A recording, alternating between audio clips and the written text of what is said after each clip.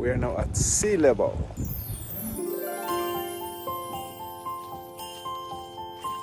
Death Valley National Park.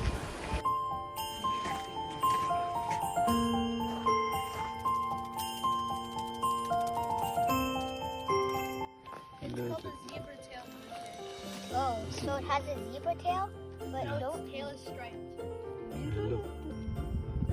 Oh, it's gone. Where's it? When he runs, his tail goes up. This is a very interesting flower here in the desert. The leaves are just on the bottom. Look at that. And my daughter said it's because it collects water. Oops, I broke it. These are the modern cavemen. These modern cavemen, they have watch, they have staffs.